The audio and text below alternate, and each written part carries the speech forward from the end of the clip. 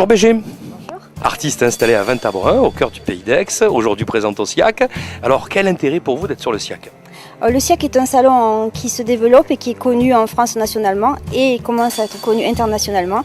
Et en plus, c'est l'année de la culture à Marseille, donc je voulais participer et être présente au salon. Il fallait absolument être là. Absolument, cette année, oui. Dans la région de Provence et plus particulièrement dans le Pays d'Aix, il y a des créateurs. C'est une façon de pouvoir montrer notre travail dans un très beau lieu et avec, je pense, un niveau de qualité des artistes qui est quand même assez exceptionnel. C'est un peu un passage obligé, moi ça fait depuis la première que je suis là. On a beaucoup de gens qui viennent après à nos ateliers, avec moi l'avantage d'être pas loin d'Aix. Montrer son travail ici c'est important. Alors avec votre travail, alors c'est un travail on va dire apparemment un peu humoristique, finalement aussi un peu symbolique. Quel sens on peut trouver à votre approche? Alors, premièrement, je m'amuse. Et secondement, ce que je veux, c'est que les personnages qui sont dans mes tableaux s'adressent aux gens qui les regardent. Donc, c'est-à-dire que dans la bulle, il y a toujours une phrase eux s'adressent en fait aux spectateurs, aux personnes qui s'arrêtent devant mes tableaux.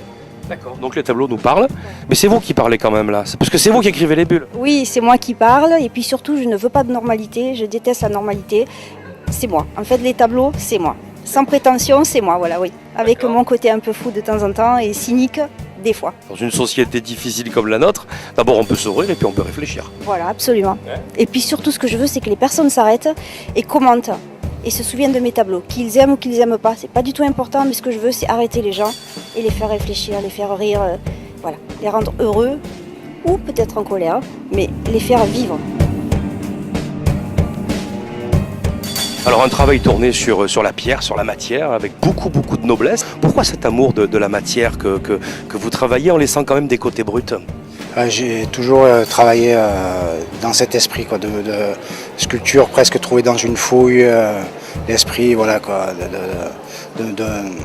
de mon œuvre est là quoi, en fait. Que des morceaux, ils ont tellement fait de belles choses en entier que bon, je me dis je vais essayer de mettre un petit détail voilà, au milieu d'un morceau de bloc cassé un peu à droite à gauche. On n'imagine pas la victoire de Samothrace avec sa tête. Mon travail est aussi ça quoi. Voilà, toute partie de corps, on imagine le reste autour.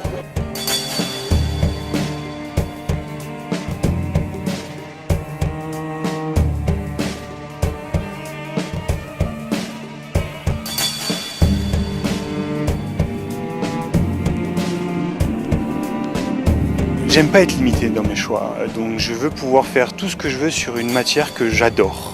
Et je suis un jour tombé amoureux du métal et je pense pas qu'une autre matière me donnera autant de sensations, de combat contre elle, parce qu'elle est dure. Mais par contre, elle peut être douce. Donc c'est pour ça que j'aime cette matière. Par contre, j'arrive pas à m'enfermer dans un seul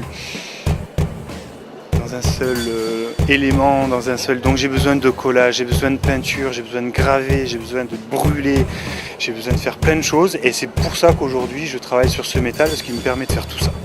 Mettre votre empreinte sur la matière. C'est ça. Mettre mon empreinte, mettre ma force et ma douceur sur cette matière qui est noble et qui nous permet quand même d'avoir des toits sur la tête. Et le métal devient sensible. C'est ça, le métal devient sensible. C'est quand même, j'adore cette matière parce qu'on peut faire de la sculpture, on peut faire des tableaux, on peut faire des choses qui sont fantastiques.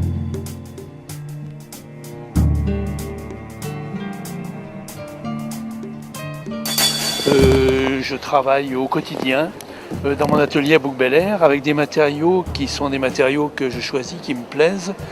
Avant tout le marbre dans des formes différentes, soit des formes très douces, très arrondies, dans lequel actuellement j'inclus très souvent du cristal de roche pour donner encore plus de vie et plus de rêverie à l'observateur. J'aime bien aussi travailler les formes géométriques.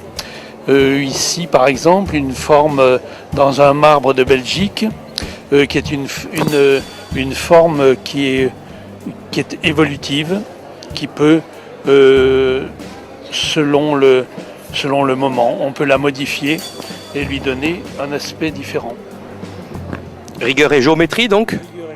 Et puis poésie quand même. Beaucoup de poésie et surtout pas simplement la poésie, mais place au rêve et à l'intuition.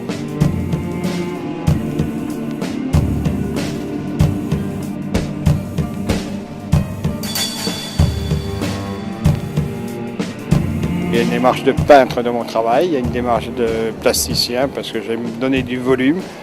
En fait, j'introduis dans le tableau ce qui lui manque par rapport à la sculpture. Et beaucoup de couleurs. Hein. Ah, la couleur, c'est mon moteur. C'est mon moteur. Et le fait d'avoir ces éléments sur des plans différents permet de travailler la couleur d'une façon différente et de la faire beaucoup plus chanter que sur un tableau blanc.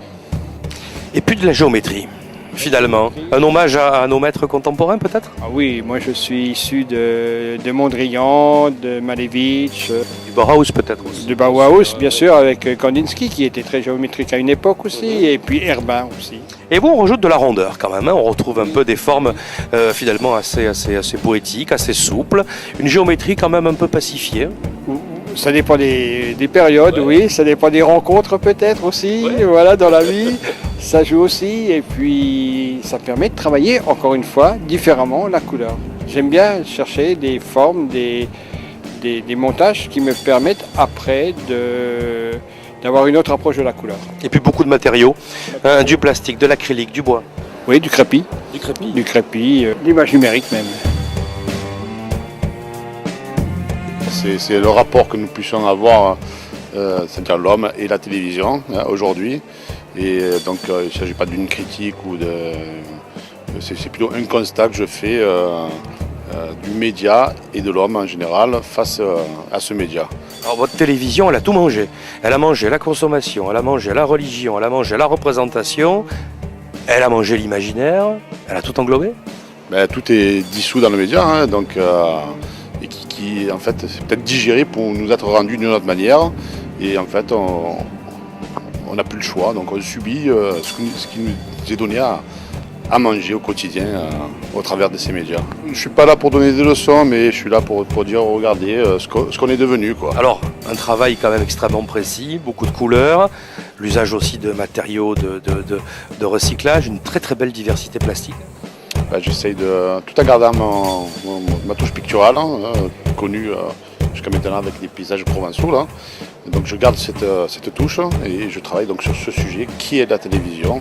Et donc il y a des tonnes de manières de parler de ce sujet. J'aime travailler avec plein de matières différentes, sur des supports différents. Et justement, je travaille sur la dualité entre la tradition et le contemporain. Et c'est ce qu'on peut retrouver dans mon travail. Il y a aussi bien des techniques avec de la feuille d'or, des patines de bronze, opposées à un travail d'impression de photos et jusqu'à de la récupération de métaux rouillés, de fragments de cartes mémoire d'ordi. J'aime mixer. Et je dis que mes œuvres sont vraiment des carnets de voyage de mes émotions que je vous livre sous forme d'œuvres d'art. Alors, tout est différent, tout est chatoyant, ce sont des objets qui sont très très finis, on sent vraiment un aboutissement artistique très dense. Hein. Merci. Disons que c'est un travail de longue haleine. Artiste, c'est pas je me réveille un matin, je dis tiens qu'est-ce que je fais, je vais devenir artiste. Non, j'ai fait des études d'art plastique. Il y a toute une démarche et en fait c'est tous les jours on travaille et on s'affine. Et souvent ce qui est intéressant dans ce que vous dites, c'est qu'une œuvre pour être finie, le plus difficile c'est de savoir s'arrêter justement. Moi qui ai un travail assez dense, même s'il est parfois très léger, poétique, mais dense dans la technique et la matière, il faut savoir s'arrêter pour garder une harmonie et une douceur. Il y a toujours eu un côté japonisant dans mon travail, bon, même... Personnellement. Voilà. Et je sais qu'en Asie, je travaille avec eux et on me dit que mon travail artistique est justement un pont entre nos cultures. Ils ne voient pas que le côté asiatique, ils trouvent que c'est très européen en plus. C'est vraiment un pont entre les deux mondes, nos deux univers.